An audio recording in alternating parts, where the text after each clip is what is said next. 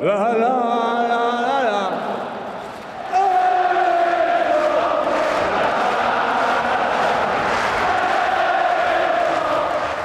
2024년 대표팀 경기는 이번 11월로 종료됩니다. 당분간 대표팀 소집이 없다는 것은 선수들에게는 지옥의 일정이 기다리고 있음을 의미합니다. 프리미어리그, 챔피언스리그, 리그컵, FA컵 4개의 대회를 병행하며 3-4일 간격의 지옥과 같은 경기 일정을 소화하게 됩니다. 네덜란드에서 넘어와 박싱데이를 처음 경험하는 아르네 슬롯이 어떻게 운영하는지 지켜보는 것도 상당히 재미있을 것 같습니다. 오늘은 1월 말까지 진행되는 빡센 일정 동안 어떤 중요한 포인트들이 있는지 가볍게 정리해보는 시간을 가져보도록 하겠습니다. 승부처. 현재 옵타에서 측정한 리버풀의 우승 확률은 60%로 당당히 1위에 위치하고 있습니다. 그렇지만 아직 워낙 많은 경기들이 남아있어서 지금의 수치가 큰 의미를 가지고 있다 볼 수는 없겠죠. 아르네 슬롯 또한 지금의 성적보다는 최소 전반기가 넘었을 때 어느 위치에 있는지가 중요하다 언급했으니 지금부터 리그 25라운드 안팎까지의 일정을 잘 보내야만 우승 가능성을 말할 수 있겠습니다. 잡다한 얘기는 이제 그만하고 첫 번째 관전 포인트 23-24 시즌 후반기 악몽. 11월 24일에서부터 2월 2일까지 3-4일 간격으로 경기가 있는 와중에 지난 시즌 리버풀의 승점을 빼앗아간 팀들과의 매치업이 상당히 많습니다. 첫 번째로 한국 시간으로 12월 2일 안필드에서 열리는 맨시티와의 경기. 개인적으로 지난해 가장 아쉬웠던 경기 중 하나가 바로 안필드에서 펼쳐진 아스날, 맨시티와의 경기였습니다. 직접적인 우승 경쟁팀이었던 두 팀을 상대로 모두 1대1 무승부. 우승을 하는 데 있어 분위기를 끌어올릴 절호의 기회에서 놓친 두 번의 무승부가 너무 아쉽게 느껴졌습니다. 프리미어리그 기준 과르디올라의 안필드 성적은 1승 3무 4패. 관중이 없었던 2021 시즌만이 유일한 승리를 거뒀습니다. 물론 이 성적은 위르겐 클롭과의 상대전적이라 봐야 하지만 안필드에서 약했던 것은 사실이죠. 로드리가 없는 맨시티를 상대하는 리버풀은 반드시 이 기회를 살려야만 할 것입니다. 두 번째로 12월 7일 머지사이드 원정 에버튼 경기. 우선 시간대가 최악입니다. 한국 시간으로 9시 30분, 영국 현지 시간으로는 점심에 열리는 경기죠. 진짜 문제는 바로 전에 있는 뉴캐슬 원정과의 간격입니다. 영국 시간으로는 12월 4일 저녁 경기를 마치고 12월 7일 오후 1시에 경기가 있는 겁니다. 회복 시간이 짧은 와중에 낮 경기, 거기다가 지역 라이벌 매치라는 특수성까지 겹친 최악의 경기 중 하나입니다. 게다가 지난해 리버풀의 우승 희망을 완전히 없애버렸던 팀이 에버튼이라는 점에서 여러모로 걱정이 큽니다. 당시 에버튼 원정에서의 2대0 패배, 10-11 시즌 에버튼 원정에서 2대0 패배를 당한 이후 무려 14년 만에 원정 경기에서 승점을 획득하지 못하는 충격적인 경기였습니다. 이로 인해 아스날과의 승점 3점 차, 한 경기 덜 치른 맨시티와는 2점 차를 유지하며 조그마한 희망도 사라져버린 치명적인 순간이었죠. 아르네 슬롯이 첫 번째 머지사이드 더비를 어떻게 극복해낼지 굉장히 중요할 것 같습니다. 세 번째로는 12월 23일 토트넘 원정. 긴 말이 필요 없습니다. 당장 지난해 오심으로 승점을 잃게 되면서 시즌 초반의 흐름이 끊겼던 최악의 경기 중 하나였습니다. 크리스마스 1위가 반드시 우승을 만들어주는 것은 아니지만 이번 토트넘 원정에서 승리하며 12월 25일에 1위에 있는 리버풀을 보고 싶습니다. 네 번째로 12월 30일 웨스트햄 원정. 이렇게 골라서 보니까 쉬운 경기가 없습니다. 역시나 지난 시즌 마지막 35라운드 웨스트햄 원정에서 2대2 무승부를 기록한 바 있습니다. 생각보다 웨스트햄이 우승 도전하는 시즌에 여러 번 발목을 잡곤 했습니다. 지난 시즌 2대2 무승부, 21-22 시즌 3대2 패배, 18-19 시즌 1대1 무승부. 지난해 무승부는 에버튼 원정에서 승점 차가 발생하여 그냥 어찌저찌 분위기가 흐려진 상황에서 패배했다 쳐도 당장 승점 1점 차이로 우승하지 못했던 21-22 시즌, 18-19 시즌 두 번 모두 리버풀의 승점을 빼앗아갔던 웨스트햄 원정입니다. 놀랍게도 우승했던 19-20 시즌에는 원정에서 2대0 승리를 기록하기도 했습니다. 어쩌면 리버풀의 우승을 막는 최종 보스가 웨스트햄일지도 모릅니다. 거기다가 12월 30일 2024년 마지막 경기이기 때문에 반드시 승리했으면 합니다. 다섯 번째 1월 6일 안필드 맨유 경기. 1월 초까지의 경기만 집계했는데도 승점을 드랍했던 경기가 이렇게 수두룩합니다. 맨유와의 라이벌리는 당연하고 지난 시즌 두 번의 프리미어리그 맞대결에서 모두 무승부, 0대0, 2대2, FA컵에서 연장 혈투 끝에 4대3 패배, 2무 1패라는 최악의 성적표를 받아야만 했습니다. 특히 프리미어리그 31라운드 맨유 원정에서 2대2 무승부를 기록하며 아스날과 승점 동률 71점이 되어 2위로 밀려나게 됩니다. 이 경기 이후 시즌 마지막까지 단 한 번도 다시 1위로 돌아가지 못하며 최종 3위로 마무리하게 되었죠. 맨유와의 무승부, 곧바로 그 충격을 이겨내지 못한 채 크리스탈 팰리스에게 패배. 아직도 이 생각만 하면 아찔합니다. 아모림과 만나는 첫 경기에서 반드시 승리를 했으면 합니다. 11월 24일에서부터 1월 6일까지 프리미어리그 9경기가 있는데 무려 5경기가 지난 시즌 승점을 드랍했던 경기입니다. 여기서 어느 만큼의 승점을 획득할 수 있는지 그 여부가 우승 레이스에 큰 영향을 미치지 않을까 예상하고 있습니다. 두 번째 관전 포인트, 선수 선수 로테이션. 리버풀이 아르네 슬롯을 선임한 이유 중 하나, 언더독인 페에노르트로 아약스, 아인토벤을 이겨냈다는 것. 리그에서 탑독으로 평가받는 팀의 감독으로 부임하여 안정적인 상황에서 우승을 일궈낸 것이 아닌 매년 선수 구성이 바뀌는 페에노르트에 부임하여 라이벌리를 형성하고 결과적으로 리그 타이틀까지 안겨다준 성과에 높은 점수를 주었습니다. 이는 단순히 우승이라는 결과만 볼 게 아니라 우승이라는 단어 안에 포함된 질적인 내용들이 중요합니다. 안 그래도 적은 선수 구성에서 개개인의 특성을 파악하여 최선의 몸 상태를 유지하고 로테이션을 통해 시즌 전체를 운영했다는 것, 이 부분이 중요하죠. 프리미어리그 11경기 기준으로 로테이션에 대한 수치를 간단히 봅시다. 지금 보시는 기록은 선발 출전한 선수들의 평균 플레이 시간입니다. 리버풀은 평균 82분으로 우승 경쟁팀들과는 약간의 차이가 있습니다. 맨시티 평균 85분, 아스날 83분, 전체 12, 리버풀 평균 82분, 전체 13위. 그렇게 큰 차이가 나지는 않습니다. 뭔가 맨시티가 혹사하는 것처럼 보이지만 이것 하나만으로는 얘기할 수 없습니다. 선발 명단 자체를 로테이션 멤버를 활용할 수 있기 때문이죠. 이제 그 옆에 수치를 보시면 조금 더 세부적으로 볼 수 있습니다. 이는 선발 출전한 선수가 교체 없이 풀타임으로 뛴 횟수를 말해줍니다. 맨시티 86회, 아스날 79회, 리버풀 75회, 90분당으로 보시면 훨씬 편합니다. 맨시티는 전체 2위, 아스날은 5위, 리버풀은 8위. 간단히 교체를 많이 할수록 수치가 내려가게 됩니다. 11경기를 소화했으니 10일에서 해당 평균 값을 빼면 평균 교체 횟수라 볼 수 있겠죠. 리버풀은 두 팀과 비교해 더 많은 교체 카드를 활용한다 볼 수 있습니다. 그럼 조금 더 자세히 교체 선수들은 얼마나 활용하는가? 리버풀은 교체 선수들이 90분당 21분, 맨시티는 18분, 아스날은 17분. 맨시티 아스날과 비교해 리버풀은 더 많은 교체 카드와 교체 선수들의 출전 시간을 보장해주고 있습니다. 맨시티와 아스날은 리그 내에서도 가장 낮은 교체 활용, 교체 시간을 부여하고 있습니다. 지금의 내용만으로 혹사를 시킨다 얘기할 수는 없지만 선발에 대한 의존도가 조금 더 높다라고 말할 수는 있겠죠. 하지만 이는 오직 프리미어리그 기준이기 때문에 챔피언스리그, 리그컵, FA컵에서 주전 선수들의 로테이션이 있다면 큰 문제가 발생하지는 않습니다.